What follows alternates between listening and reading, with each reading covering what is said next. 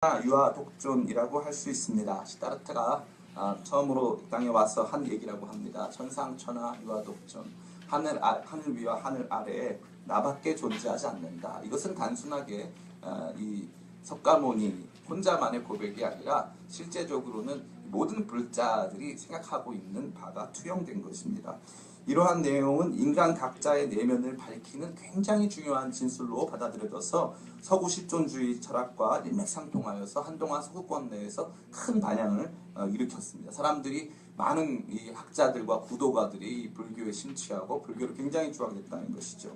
그러나 제가 누누이 말씀드리지만 이것은 우리의 참다운 실존을, 다시 말해서 인간이 정말 하늘 위와 하늘 아래 우리밖에 없나, 사실 존재를 따지고 보니까 나밖에 없는 게 전부인가 하고 물어본다면 제 생각은 전혀 그렇지 않다 생각합니다. 불교는 인간의 참다운 실존을 제대로 밝혀주고 있지 못합니다. 세상에 혼자 태어나는 사람은 단 한 사람도 없습니다. 처음부터 인간은 두 사람의 결합 속에서 태어납니다. 인간은 언제나 함께 가운데 존재한다는 것이지요. 자기가 자기에게 이름 붙인 사람이 있을까요? 간혹 그런 사람들이 있습니다. 자기를 자기가 바꾸고 싶어하는 사람들도 있기 때문에 그렇습니다. 최근에는 계명 사례가 굉장히 많다고 합니다. 부모님들이 애들 이름으로 장난치시는 분들이 굉장히 많아요. 그래가지고 이름이 너무 이상해가지고 이름 바꾸시는 분들이 아주 많습니다. 그런데 참 재밌는 것은 내 이름은 이게 좋겠어. 자매들은 주로 이렇게 뭐 예쁜 이름들, 뭐 미나, 뭐 이런 이름 갖고 싶어가지고 원래는 돌순이 이런 건데 다 이름 바꿔서 뭐 미나, 뭐 서영이, 뭐 이런 이름 갖고 싶어합니다. 우리 옛날 분들 많이 그러시는데, 자기가 아무리 자기에게 이름을 붙인다 할지라도 사람들이 그 이름을 불러주지 않으면 아무 소용이 없습니다. 이름은 누군가로부터 불림받는 것이기 때문에 그렇습니다. 내가 나에게 이름 붙여도 실상 사람들이 불러주는 이름이 진짜 이름이란 것입니다.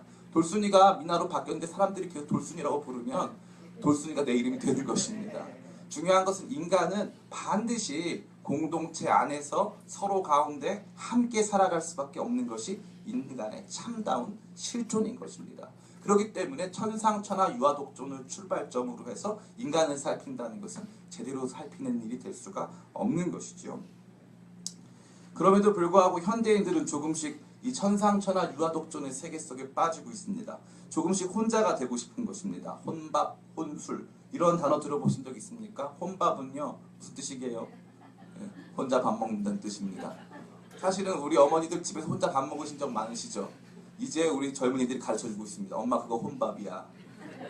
가끔 어르신분들이 교회 안 다니시는 분들이 혼자 술 마실 때가 있습니다. 혼술이라고 합니다. 혼술. 최근에는 이런 혼밥, 혼술 전문점이 생겨나고 있습니다. 현대인들은 조금씩 혼자 살기 시작했다는 것이죠. 그것은 아마도 자유에 대한 갈망 때문인 것 같습니다. 그래서 혼자 살아가는 사람들도 많습니다. 결혼과 출산은 선택사항이 되었고 자립할 수 있는 돈이 조금만 생기면 원룸 하나 얻어서 자유를 구가하면서 살고 싶은 것이 오늘날 젊은이들의 모습인 것입니다. 그런데 이렇게 혼자 살면서 자유로워지기를 원하는 사람들, 그 사람들이 절대 안 가는 곳이 있습니다. 그것은 무인도입니다. 혼자 살고 싶은데, 자유로워지고 싶은데, 이제는 아무런 구속도 받고 싶지 않은데 절대 안 가는 곳이 하나 있는데 무인도를 가지 않습니다. 또 하나 안 가는 데가 하나 있어요. 어디를 안 갑니까? 인터넷이 안 되는 데는 안 가고 싶어 합니다. 먼저 찾는 게 뭐예요? 우리 요즘 영어를 한 글자도 모르시는 분들이 아는 단어가 있어요. 뭡니까? 와이파이. 그게 뭔지 모릅니다. 애플파이인지 뭔지 잘 모르겠는데 와이파이가 안 터지면 답답해한다는 것이죠. 왜 그렇습니까? 인간은 자유를 추구하는 존재인 것 같아 보이지만 실상 인간은 서로를 갈망하고 있기 때문에 그렇습니다. 더 누군가와 가까워지기를 원하고, 더 누군가와 대화하기를 원하고, 더 공감받기를 원하고, 더 소통하기를 원하는 것이 인간의 참다운 실존이기 때문에 그런 것입니다. 이러한 인간의 공동체성에 대해서 바르게 눈을 뜰 때야 비로소 우리가 인간을 바르게 이해할 수 있는 것입니다. 혼자 살면서 자유로워지기 원하는 사람 안에 이상하게 외로움이 많습니다. 제가 누누이 말씀드렸죠. 이 이라크 전쟁에서 죽은 사람 민간인 사상자까지 합쳐서 35,000명 죽었습니다. 대한민국에서 2005년부터 2010년까지 자살한 사람 놀라지 마시기 바랍니다. 7만 명입니다. 7만 명. 대한민국은 지금 소리 없이 전쟁을 치르고 있어요. 수많은 사람들 안에서 외로움이, 고독이, 슬픔이, 절망이 수많은 사람들의 인생을 파괴하고 죽이고 있다는 것입니다. 이것이 저와 여러분들이 보고 있는 실존입니다. 자유로워지고 싶었는데, 그래서 혼자 원룸 고시촌 가서 살면서 열심히 살았는데 실상은 너무 외로웠다는 것입니다. 너무 혼자 있는 것이 싫었다는 것입니다. 그것이 우리의 현 주소인 것입니다. 그러한 가운데 사람들은 진정한 공동체를 찾고 있습니다. 공동체가 늘 우리에게 상처를 주는 게 너무 많아요. 교회 가면 목사님이 상처 주고, 집에 가니까 엄마 아빠가 상처 주고, 학교 가니까 선생님이 상처 주고, TV를 보니까 정치인들이 상처를 주고, 상처를 많이 받았습니다. 그래서 우리한테 상처 안 주는 존재를 기르기 시작합니다. 개와 고양이를 기르기 시작했습니다. 개와 고양이를 기르는 분을 손들어보라고 한다면 생각보다 굉장히 많은 사람들이 여기 손을 들 것입니다. 개와 고양이를 기르기 시작하고 각종 동호회 활동을 시작하기 시작합니다. 인터넷을 돌아다니며 서로의 이야기를 듣고 공감을 해줍니다. 내가 이야기를 올리는 거예요. 오늘 1월 1일 예배를 드렸다. 사람들이 많다. 하고 올리면 그 다음에 뭘 확인합니까? 좋아요가 몇 개인지, 누가 여기에 공감을 표시했는지, 거기에 목숨을 거는 것입니다. 자기 좋아요 숫자가 부족하면 내가 인기가 없나 보다. 내가 참 인생이 한심한가 보다. 그러면서 사람들을 찾고 있는 것이 우리의 모습이라는 것입니다. 이것은 참 모순이 아닐 수 없습니다. 사람들은 다 각자 사는 것 같고 고통도 혼자 느끼고 결국 혼자 죽음의 길을 가야 하는 것이 인간이기에 이게 실존이다. 결국 인간은 나 혼자가, 결국 인간은 고통 속에서 혼자 죽어가는 것이다. 이러한 것이 한동안 굉장히 인기를 끌었지만 사실 이렇게 혼자 다 파편화된 인간 안에는 진정한 공동체를 향한 갈망이 시작된 것입니다. 완벽주의에 가까운 한 여인이 있었다고 칩시다. 그런데 그녀에게 아이가 생겼습니다. 아이가 생기면서 집안에 먼지 하나 없었는데 집안이 깔끔하게 정리되어 있고 그릇은 그릇 종류별로 잘 구별되어 있었습니다. 완벽하게 옷장에 옷들이 잘 구별되어 있었습니다. 집은 그 어디도 흠잡을 데가 없었습니다. 모든 컬러가 완벽했습니다. 근데 집에 아이가 생겼습니다. 그런 순간 어떻게 됩니까?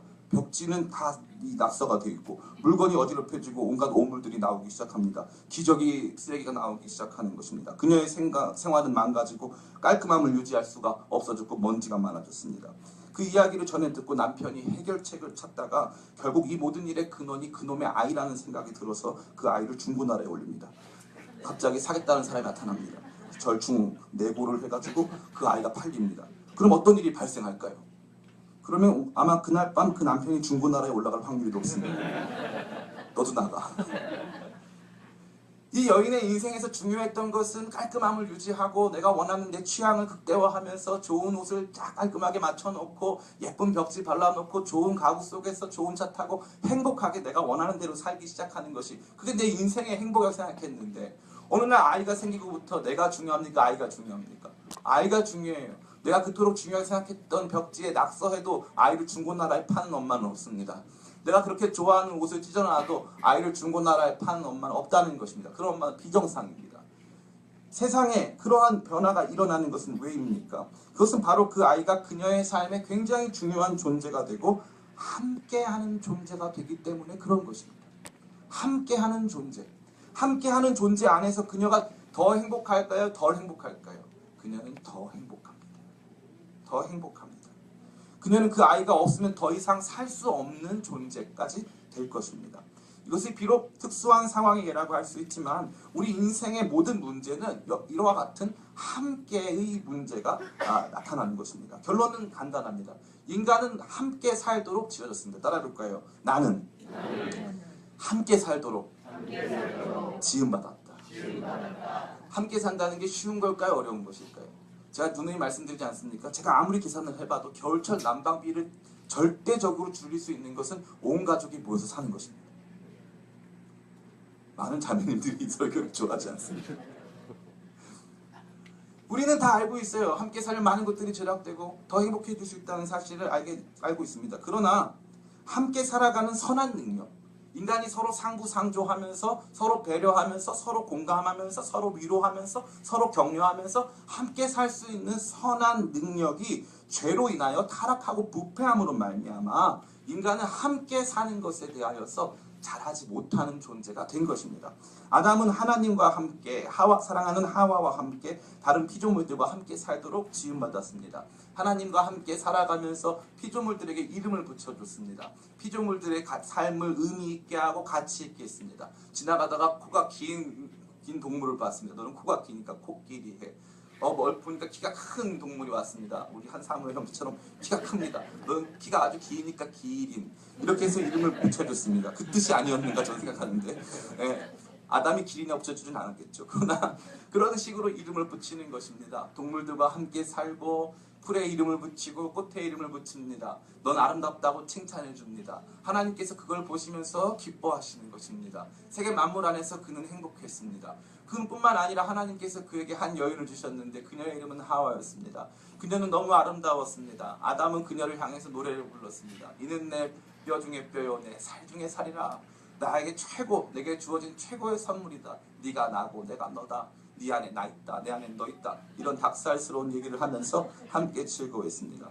그러나 죄악 가운데 타락한 순간 아담이 경험한 것은 이 여자가 당신이 주어 나와 함께하게 하신 이 여자 때문에 내가 범죄합니다. 당신 때문에 내 안에 이런 문제가 발생했습니다. 하는 그러한 다른 이들을 향한 갈등, 다른 이들과의 긴장과 적대, 반목이 시작된 것입니다. 하나님으로부터 멀어지고 하와와 갈등하고 다른 피조물들과 갈등하게 된 것입니다. 이 가인의 이 족보를 보면요, 창세기 4장에 보면 가인의 족보를 보면 어떤 일이 발생하냐면은 갑자기 이 부인을 2명 얻는 일이 있습니다. 그러다가 갑자기 어떻게 합니까? 내가 소년을 죽였도다. 나의 상처로 말미암아 소년을 죽였다고 말하고 있습니다. 소년이 무슨 죄가 있을까요? 물론 어떤 전투나 어떤 상황 속에 있을 수 있겠지만 그가 자랑하여서 만든 노래는 무엇이냐면 그가 조그마한 이 피해를 당했을 때 남들에게는 강력하게 보복해서 내가 반드시 그를 이겼다 하는 데 초점이 있는 것입니다. 사랑하면서 같이 살 수 있는 존재들이 아닌 것입니다. 그게 인간의 모습인 것입니다. 이러한 일들이 좁아터진 우리 집안에서 실제로 일어나고 있는 일입니다. 우리의 직장에서, 학교에서, 공동체에서 실제로 일어나고 있습니다. 함께 살아야 행복한데 함께 사는 방법도 함께 살 수 있는 능력도 상실해서 함께 살면 살수록 상처가 많아진다는 것입니다. 사람은 누구나 우리가 살고 있는 지구를 아름답게 유지하는 방법을 다 잘 알고 있습니다. 지구는 지금 인구 과잉 시기에 도달했습니다. 인구가 지금 70억 명이 넘습니다. 굉장히 많은 인구입니다. 여러분들 사실 나이가 좀 있으신 분들은 아시겠지만 80년대 이럴 때 거의 40억 명, 30억 명 이런 시대를 지나서 불과 30년 만에 인구가 전 세계 인구가 더블이 됐습니다. 2배가 됐다는 것이죠. 그럼 30년 뒤에 인구는 몇 명일까요? 140억 명, 그 이상입니다. 인구가 굉장히 폭발적으로 증가하고 있다는 것입니다. 이럴 때일수록 어떻게 합니까? 어떻게 해야 합니까? 서로 양보하고 다른 사람을 위해주면 세상은 더욱 아름다워질 수 있습니다. 여러분 이거 저한테 처음 들으셨습니까? 아니 매번 듣던 얘기입니까? 매번 듣던 얘기입니다. 대답 안 하시지만 이것은 하버드 대학 나온 사람들만 아는 이야기가 아닌 것입니다.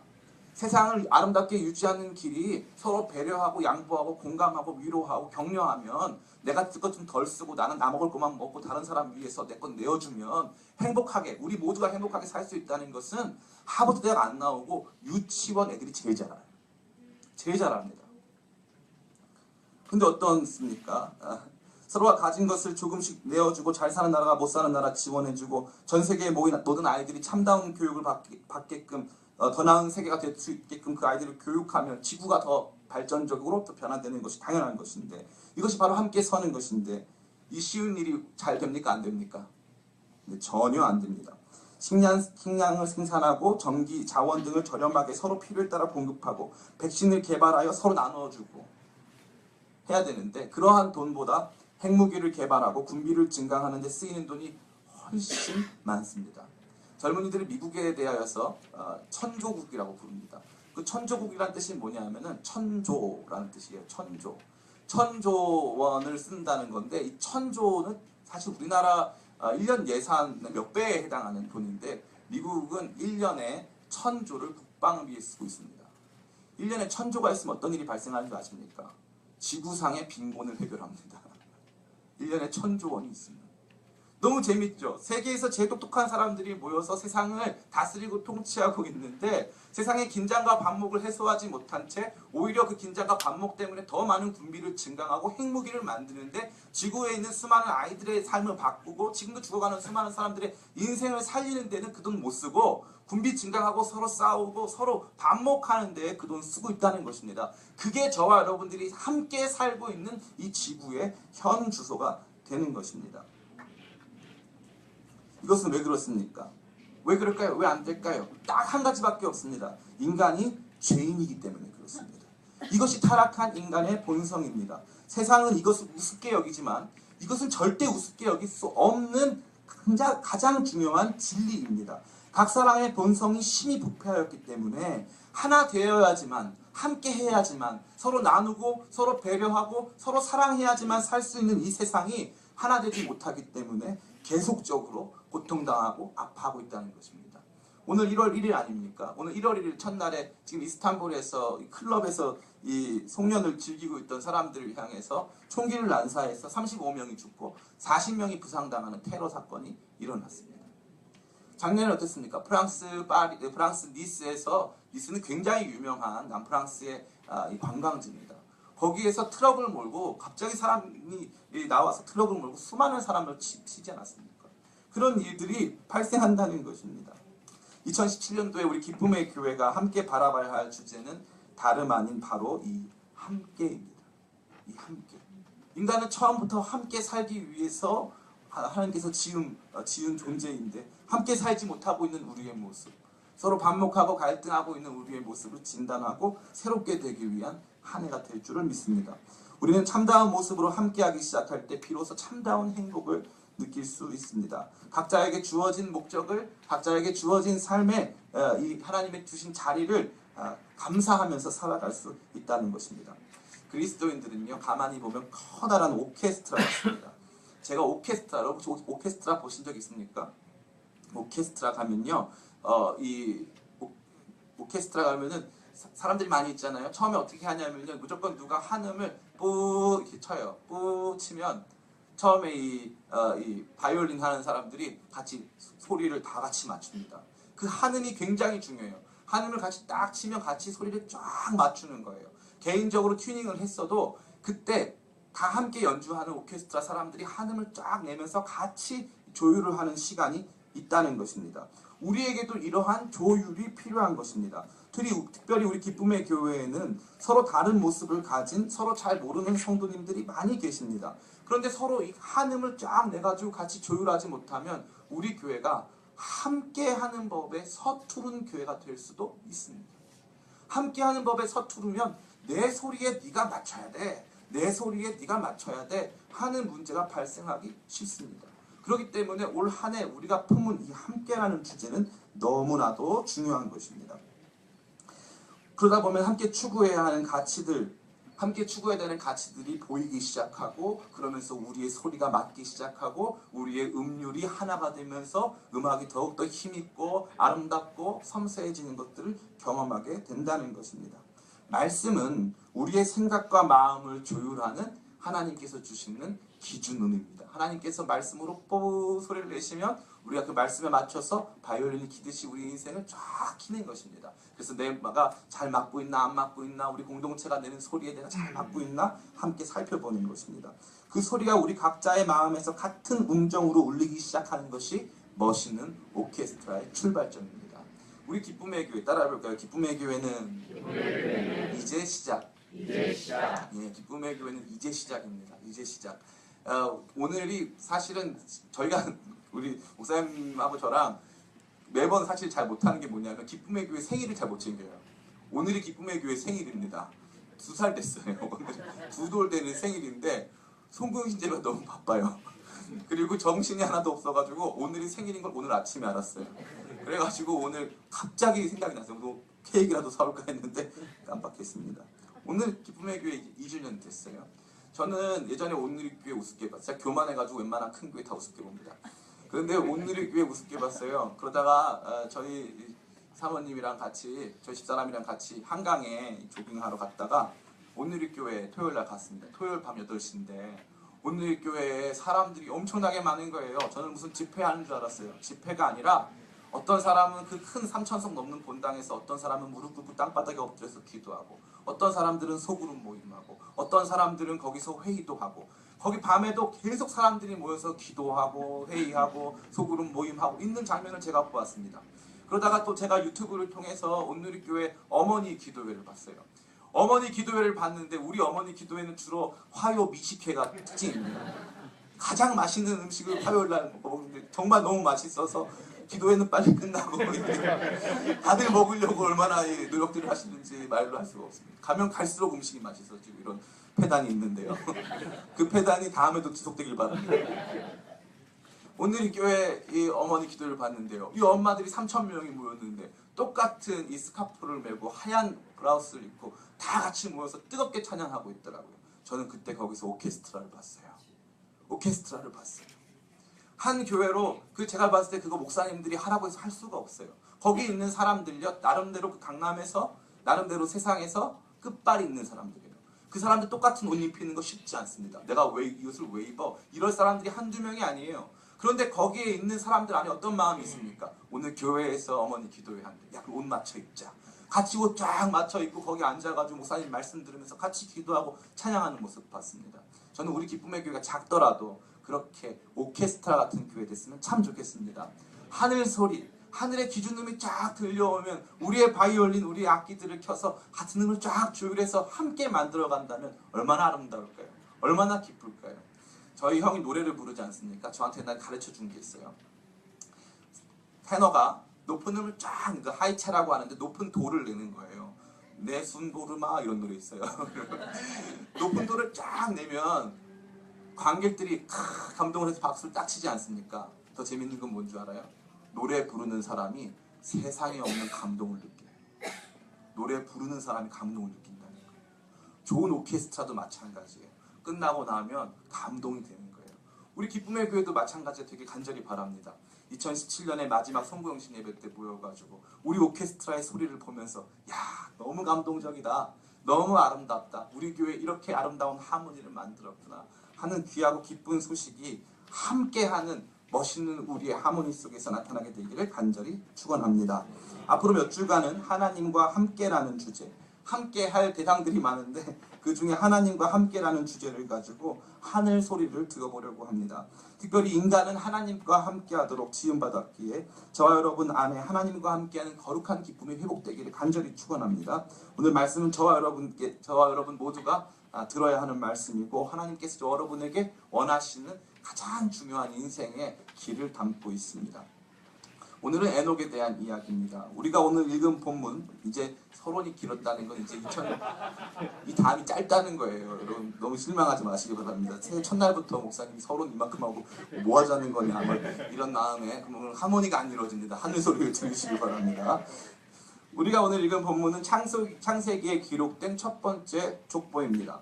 족보는 매우 간단합니다. 어떤 족보는 그냥 이렇게 가게 돌을 그려주기도 합니다. 그런데 이 족보는 그냥 단순히 이 사람이 몇 살에 결혼해서 아이를 낳고 언제 죽었다. 이 내용이 전부입니다. 언제 결혼해서 아이 낳고 언제 죽었다. 몇 살 살다가 아이 낳고 죽었다. 누구를 낳았다. 이게 이 족보의 모든 것이죠. 이러한 패턴을 반복적으로 막 보여주다가 아담의 7대 son 에녹에 이르러서는 그 패턴에 딱 한 가지 변화가 있습니다. 그 패턴의 변화가 있다는 건 그 사람의 삶이 굉장히 독특하고 특별했다는 것을 볼 수 있는 것이고 그것이 저와 여러분들에게 굉장히 중요한 교훈을 준다는 것을 보여주고 있습니다. 바로 그 사람은 에녹이었습니다. 똑같이 이 사람도 몇 살에 아이를 낳았다. 그리고 몇 년을 살았다가 등장하는데 문제가 뭐냐면 이 사람은 따라해볼까요? 죽지를 않는다. 이 사람은 죽었다는 기록이 없습니다. 대신 하나님이 데려가셨습니다. 목사님 이거 하나님이 데려가서 죽은 거네요. 아닙니다. 히브리서 11장 5절 말씀 같이 한번 읽어볼까요? 히브리서 11장 5절 말씀. 자, 시작. 믿음으로 에녹은 죽음을 보지 않고 옮겨졌으니 그가 옮겨지기 전에 하나님을 기쁘시게 하는 자라 하는 증거를 받았느니라. 아멘. 이 에녹이라고 하는 사람은 죽지 않고 옮기워졌습니다. 하나님이 데려가셨다. 라카흐라는 동사인데요. 이 데려가다라는 동사가 무슨 뜻이 있냐면은 하나님이 그와 결혼했다. 하나님이 그를 부인으로 삼았다. 이런 뜻이 있어요. 하나님께서 이 에녹과 함께 동행하시다가 하나님이 고백하시는 거예요. 야, 오늘은 너 집에 들어가지 마. 오늘은 이제 나랑 같이 결혼하자. 나랑 같이 이제 살자. 하는 마음으로 하나님께서 마치 이 사랑하는 연인을 부인을 삼듯이 하나님께서 그를 취하여 데려가셨다. 하는 내용을 담고 있다는 것입니다. 성경에서는 이렇게 죽음을 보지 않고 하늘로 올려받은 사람, 죽음을 보지 않고 승천한 사람이 세 사람 기록되어 있습니다. 한 사람은 이 에녹이고 두 번째 사람은 엘리야, 세 번째는 바로 예수 그리스도이십니다. 하늘로 올라갔다는 것은 성경에서 무조건 이 사람이 하늘로 승천했다는 것은 딱 한 가지 중요한 신학적 의미를 갖고 있습니다. 그것은 그가 하나님을 기쁘시게 했다는 뜻입니다. 기쁘시게 했다. 하나님이 그 사람 때문에 기뻤다. 하나님이 그 사람 때문에 행복했다. 하나님이 그 사람 때문에 너무 좋았다 하는 뜻을 갖고 있다는 거죠. 이 에녹은 족보에, 이 다른 얘기도 아니고 에녹의 이 인물에 대한 이야기도 아니고 족보에 기록돼 가지고 딱 그 얘기 하나를 전해주고 있는데, 그게 뭐냐 하면은 다른 사람들은 다 태어나서 결혼해서 애 낳고 살다가 죽었다. 태어나서 결혼해서 애 낳고 살다 죽었다. 태어나서 결혼해서 애 낳고 살다 죽었다. 이게 다 안 돼. 이 사람의 삶에는 이 사람은 죽지 않았다. 그것은 그가 하나님을 기쁘시게 했다는 뜻이다. 이렇게 말하고 있지 않습니까? 그가 옮겨지기 전에 하나님을 기쁘시게 하는 자라 하는 증거를 받았네요. 이것이 에녹에 대한 하나님의 평가, 성경의 평가입니다. 그런데 성경의 다른 기록을 보니까 이 사람은 생각보다 유명한 사람이었던 것 같습니다. 우리 같이 한번 말씀 볼까요? 우리 유다서 1장 14절 말씀입니다. 같이 읽겠습니다. 시작. 아담의 7대 손 에녹이 이 사람에 대하여도 예언하여 이르되 보라, 주께서 그 수많은 거룩한 자와 함께 임하셨나니. 아멘. 에녹이 뭐 했다고 되어 있습니까? 예언했다고 되어 있습니다. 물론 이게 이 정확한 어떤 부분인지 잘 알지 못하고, 우리 어떤 예언을 했는지 잘 알지 못합니다만, 확실한 거는 에녹이 굉장히 유명한 예언가였다는 것을 알 수 있습니다. 그런데 이 족보에는요, 그게 기록이 안 되어 있어요. 대신 뭐가 기록되어 있습니까? 딱 한 가지만 기록되어 있습니다. 그것은 다른 것이 아니라 그가 하나님과 동행했다. 그래서 하나님이 그를 데려가셨다. 이것밖에 기록이 안 되어 있습니다. 그가 대단한 일을 성취했거나 그가 유명한 사람이었거나 돈이 많았거나 그가 남보다 뭐 탁월한 일을 했기 때문에 하나님께서 그를 인정해 주셨고 그를 이 높은 자리에 앉혀주셨다 하는 것이 아니라, 그가 하나님과 동행했기 때문에 하나님께서 그를 데려가셨다. 딱 한 단어만 등장한다는 것입니다. 그가 했던 어떤 사역보다, 그가 성취한 어떤 결과보다, 그가 가진 명예나 사회적 평판보다 중요한 것은 그가 하나님과 함께 했느냐 하는 것입니다. 성경이 이것만 이야기하고 있다는 것은 하나님은 이것만을 중시하신다는 것을 말해주고 있습니다.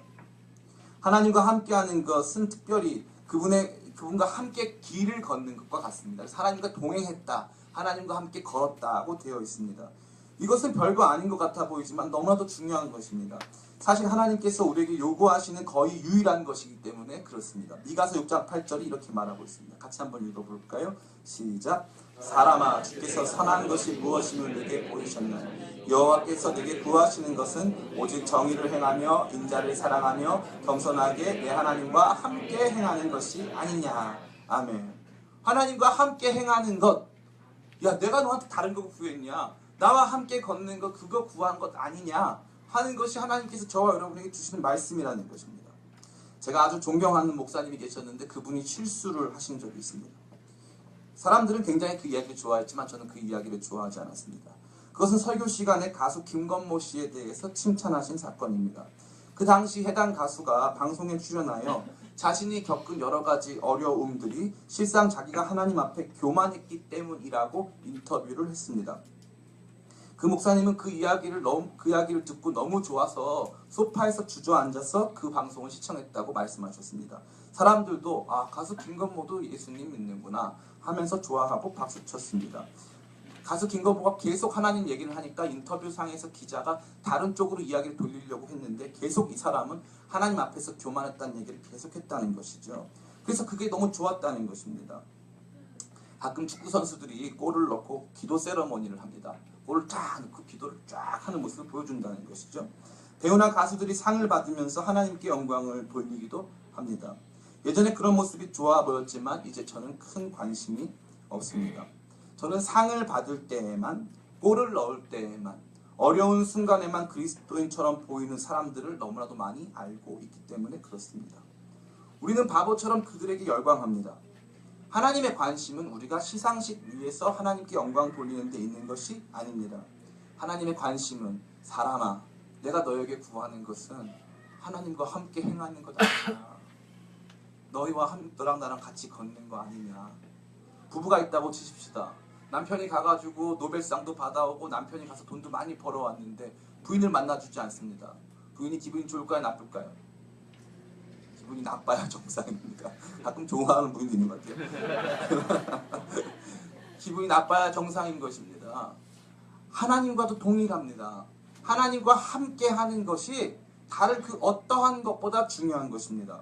우리가 최근 들어서 알게 된 사실은 무엇입니까? 그 가수 김건모 씨는 집에 냉장고를 하나 새로 샀는데 그 냉장고는 뭐만 들어있습니까? 소주만 들어있습니다.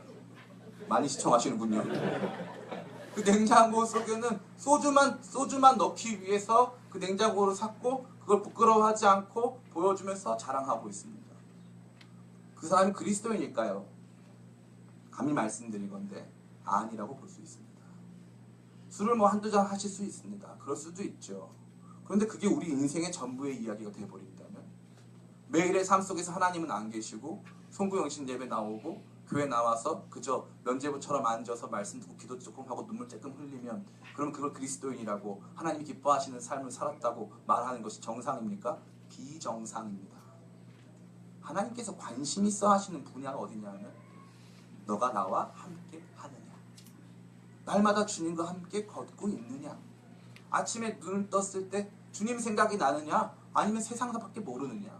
내 눈에 보이는 건 다 세상밖에 없고 내 눈에 보이는 것 모든 것이 다 세상 이야기밖에 없고 귀에 들리는 얘기는 다 세상 얘기밖에 없고 입으로 나오는 얘기는 세상 더러운 쌍욕밖에 안 나온다면 우리는 하나님과 함께하는 법을 모르는 사람입니다. 하나님과 함께한다는 건 예배당에 나올 때만 함께하는 것이 아니고 하나님을 만홀히 여기는 것입니다. 그 마치 뭐와 같냐면 집에서는 맨날 싸우고 집에서는 서로 각방 쓰면서 마치 쇼윈도 부부처럼 나와가지고 여기 나와서는 굉장히 자랑스럽게 되게 친한 척하는 것과 다른 것이 없다는 것입니다. 2017년도에 사랑하는 우리 성도님들 안에 변화되고 회복돼야 될 내용은 바로 이것입니다.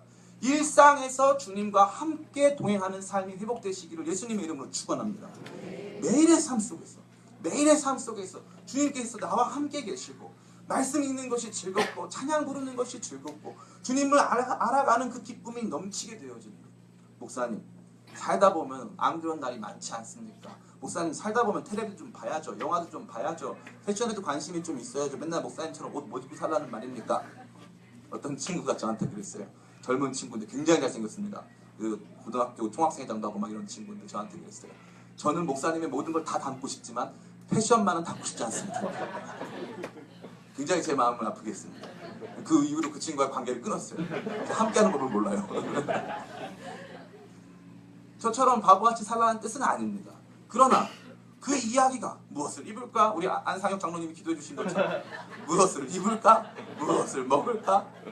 그저 세상 이야기가 전부가 돼가지고 눈 뜨면 집에 와서 예수님 얘기가 하나도 없는 가정, 하나님 얘기가 한마디도 없는 가정, 그게 정상인 줄 알고, 예? 영화 보고 TV 보고 그게 정상인 줄 알고 하나님께서 행하신 일, 하나님께서 오늘 나에게 주신 말씀, 주시는 감동, 이런 얘기는 한 번도 나눠본 적이 없는, 저는 그런 수많은 그리스도인들을 알고 있다는 사실입니다. 얼마나 안타깝습니까? 이분 그리스도인이라고 말하는데 하나님하고 함께 해본 적이 없습니다. 이것은 정말 비참한 일이 아닐 수 없다는 것입니다. 이제 말씀을 마칩니다. 사람은 함께 할 때 행복합니다. 우리가 가장 먼저 함께 해야 할 대상은 다른 대상이 아니고 하나님이십니다. 하나님과 멀어지면 다른 사람들과 아무리 가까워도 외롭고 공고한 것이 인생입니다. 하나님께서 저와 여러분에게 원하시는 삶은 대단한 것이 아닙니다. 아무리 대단한 성공을 거둬들였다 해도 그것은 하나님께 큰 관심을 불러일으키는 일이 아닌 것입니다. 하나님께서는 우리가 그분과 함께 있느냐, 함께 있으면 조금 못나도 괜찮은 것입니다. 함께 하면 조금 부족해도 괜찮은 것입니다. 하나님은 대단하고 영광스러운 사람들을 사용하시는 것이 아니라 함께 있는 사람들을 대단하고 영광스럽게 만들어 가십니다. 넌 내 옆에 있으니까 내가 너 돌봐줄 거야. 너는 내 옆에 있으니까 내가 너와 함께 할 거야. 그렇게 말씀해 주신다는 것입니다. 저는 성도 여러분 모두가 그러한 인생 되시기를 감히 말씀드립니다. 2017년 새날이 밝았습니다. 새해를 맞이해서 어떤 결심하셨습니까? 운동하시기로 했습니까? 제가 어저께 말씀드렸죠. 그는 헬스클럽을 향한 위대한 후원 활동이다 말씀을 드렸습니다. 공부에 대한 각오를 새롭게 하셨습니까? 쉽지 않을 것입니다. 그 무엇보다 올해 한 해는 따라해볼까요? 하나님과 함께 동행하는 해. 그런 해가 되길 간절히 바랍니다. 잘 때나 깰 때 함께 와서 하나님 감사합니다. 감사합니다. 그러한 고백이 우리의 삶에 넘쳐나는 2017년 다 되시기를 예수님의 이름으로 축원합니다. 우리 잠깐 같이 기도할까요? 같이 기도하면서 하나님